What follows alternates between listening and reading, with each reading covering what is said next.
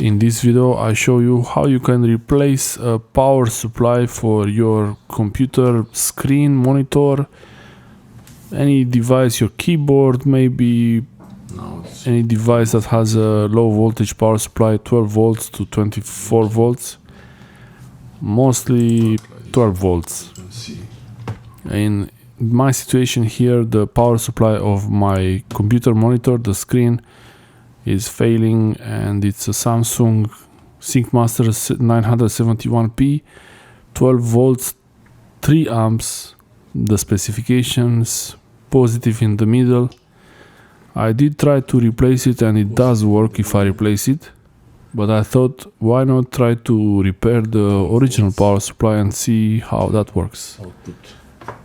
It accepts directly AC voltage and outputs 12 volts, maximum 3 amps. So these are a few tests. I made other videos when I was checking the computer screen, the backlight, if it's working, and here the screen flickers and then it turns off. You see that here you can't really see it well, but in reality, the flickering was kind of like 50 or 60 hertz. Checking the voltage of the power supply looks okay, but it's just a multimeter. You would need a digital oscilloscope to check that, and not everyone has an oscilloscope. Gently open the power supply with a knife. If you want to open it, gently press on it lightly.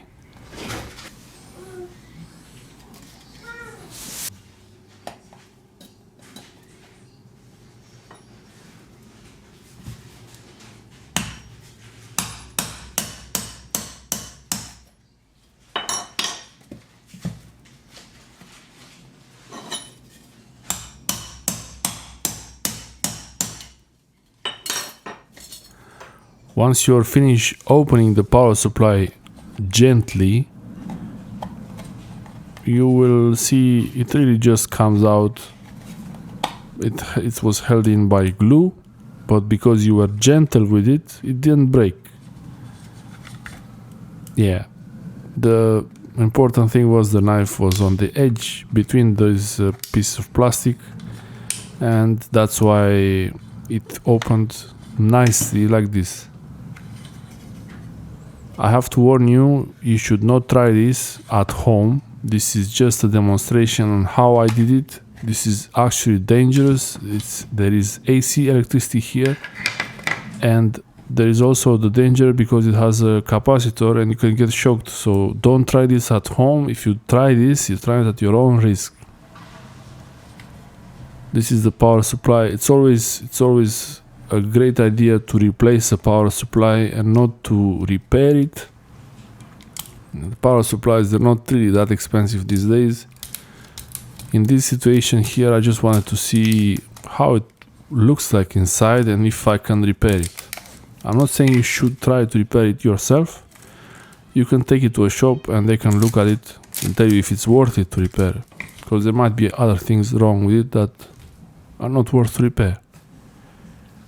Once I remove this tape, the tape is really strategically placed there between the high voltage AC side and the low voltage side.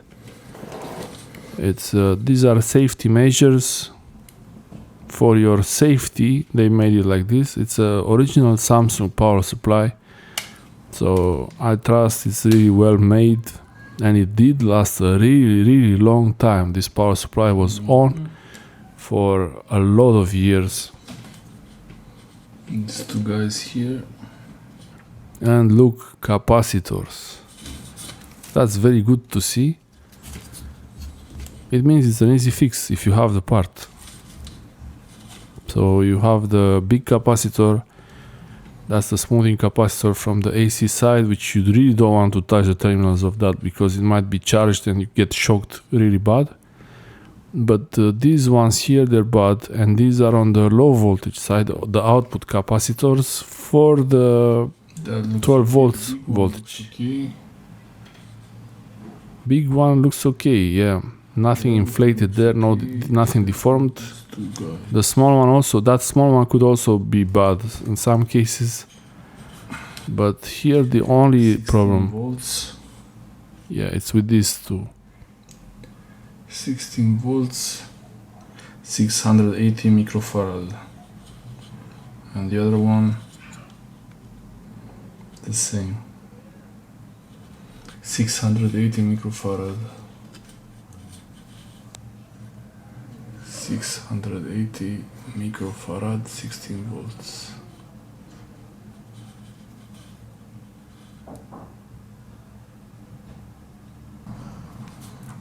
Hope I have parts. The most difficult thing here is to find the capacitor condenser that is the right value or close enough value. The voltage should be higher or the same rating as the original one, and you see this gap here between the AC, the low voltage and the high voltage.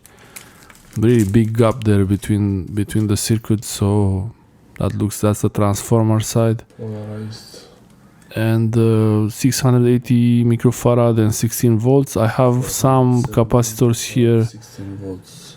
470 microfarad and 16 volts. Also the temperature rating is important, 105 degrees Celsius. You don't want microfarad, 35. you want a capacitor that can take high temperature inside the power supply. That will be getting really hot if you use it a long time. I have a few other ones that are a bit bigger capacity, and that's the point. Those are the pins of the capacitors. I have this really cool tool set. I like this a lot. All you really have to do is use a soldering iron, put it on there, and insert this on the pin from the back side, and it will remove all the solder from the legs of the capacitors. And very easy to keep this, and it even keeps the holes. So this here is really easy, ready to replace. I replace them with the soldering iron and a bit of flux and that tool, inserting it while the soldering iron is hot on the connector. There were 2 capacitors installed, but actually there are slots for 3 because I don't have this value 680. I have bigger values, but also the capacitors are larger and they don't fit in the case. 105 degrees.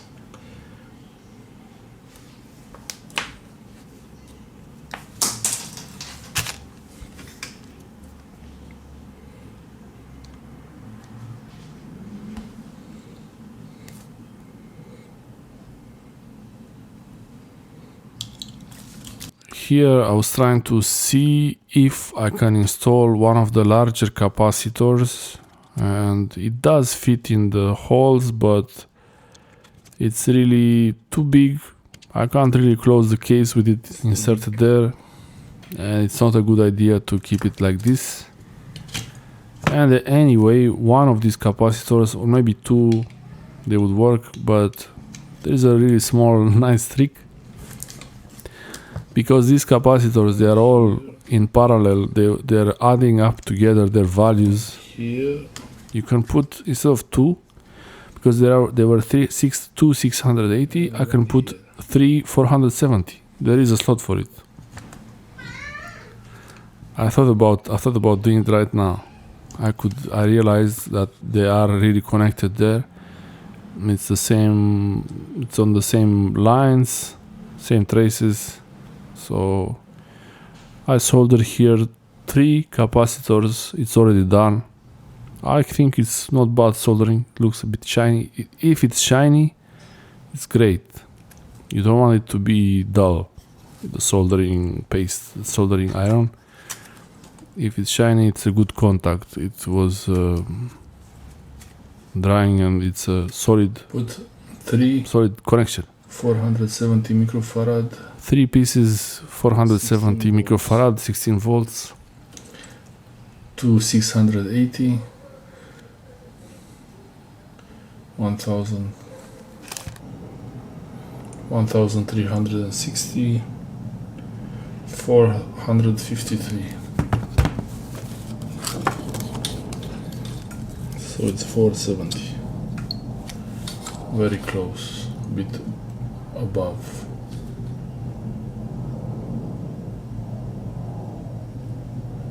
Should work. Should work.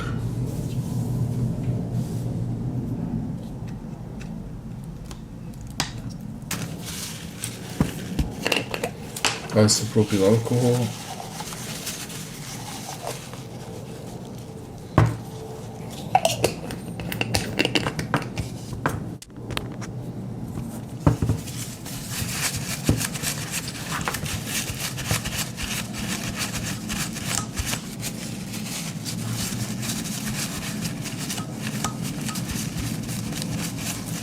It's important to cut the extra leads from the parts. Yeah, don't forget to do that for sure. Other than cleaning with the isopropyl alcohol, I'm going to cut these also. Not bad soldering.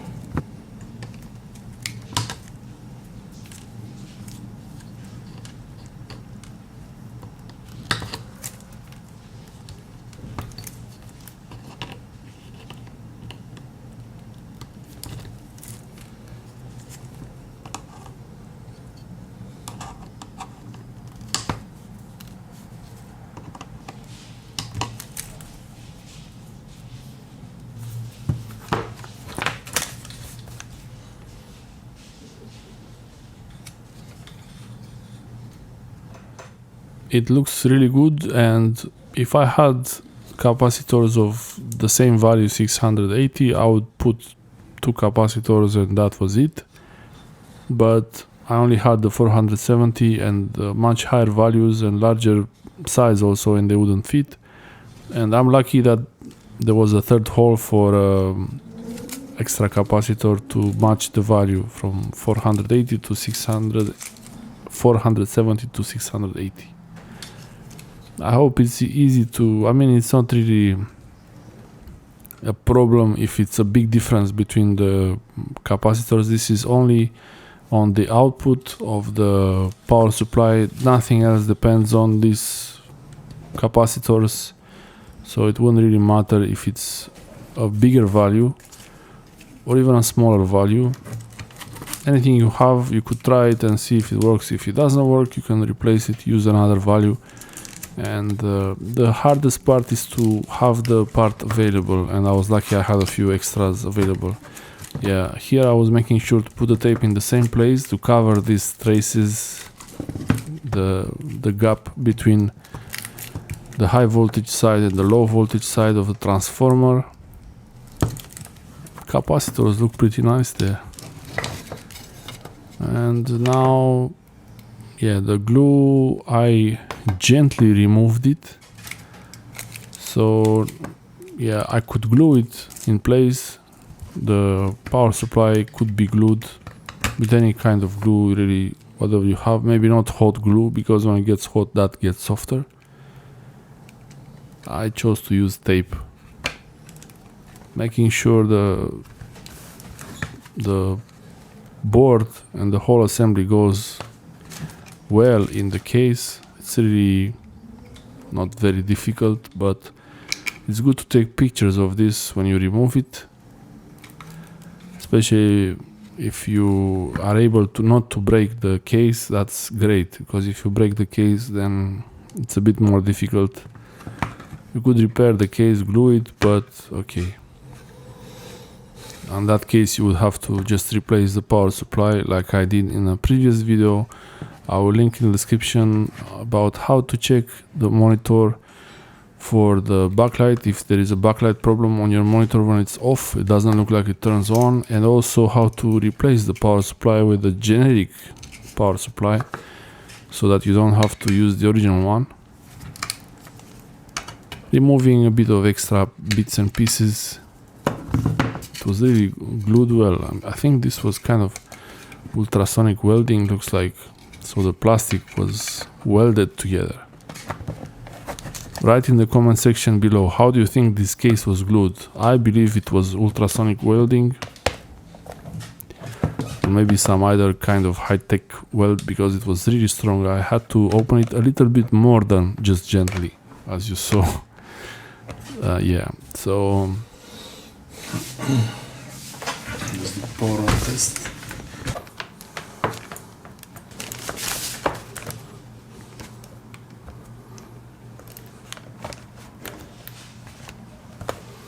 No explosion.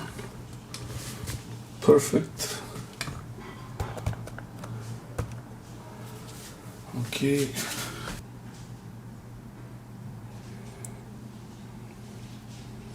.4, 12.5. because I placed this power supply, I also cut the wire, so I have to put the wires back now, and I do a power on test. Seems to be working.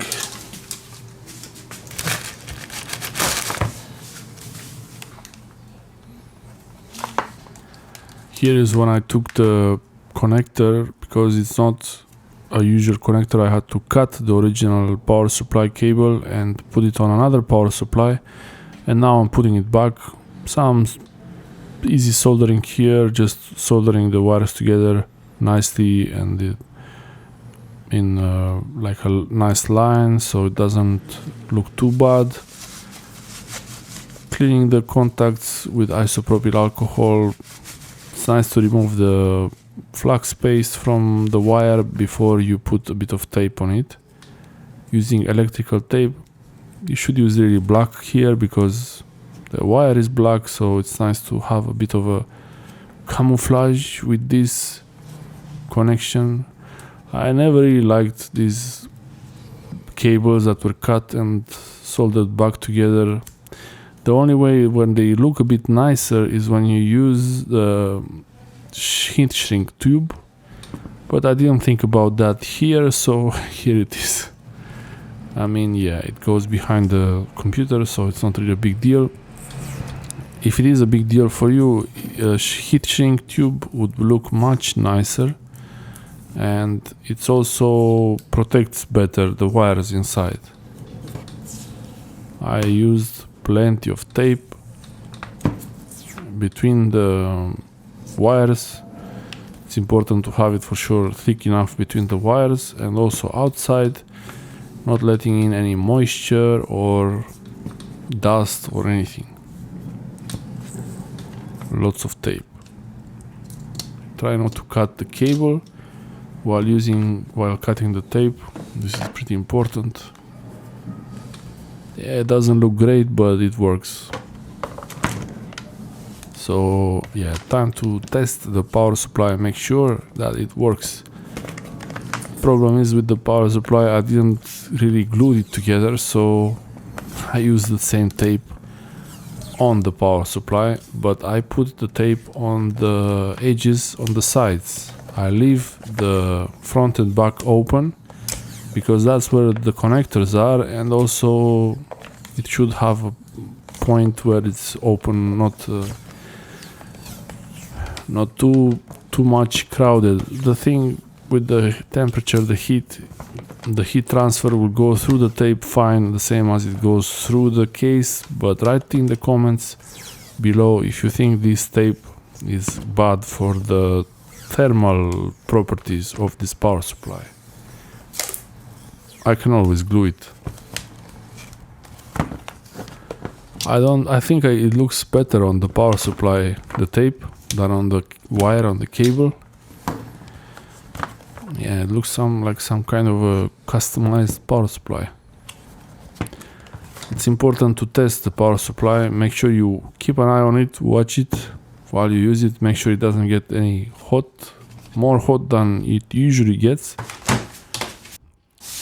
Different power supplies, they will have different properties, so some will be hot by themselves normally, so that's not a problem. Let's see if it works. Okay.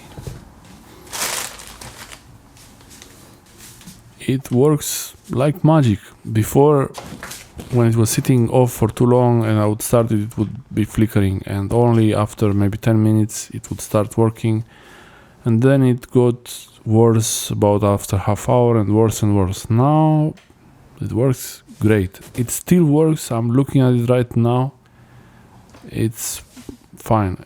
This computer screen is really old, but I can still use it now because I just replaced 2 parts. I removed 2 parts from it and added 3 parts. Little bits of a modification, a bit of power supply hacking. I'm really glad that Samsung, whoever made this power supply, they put a slot for a 3rd capacitor there, so you can use the 470 microfarad capacitors, 16 volts, which are very, very common. 470 is a very common value for capacitors. 680 not so much. You see here they're really inflated. When you see capacitors becoming like drums, like this, like balloons, yeah, that's when it's bad. Also, if they break and they leak on the board, there is corrosion, and it's a long story. It gets even worse.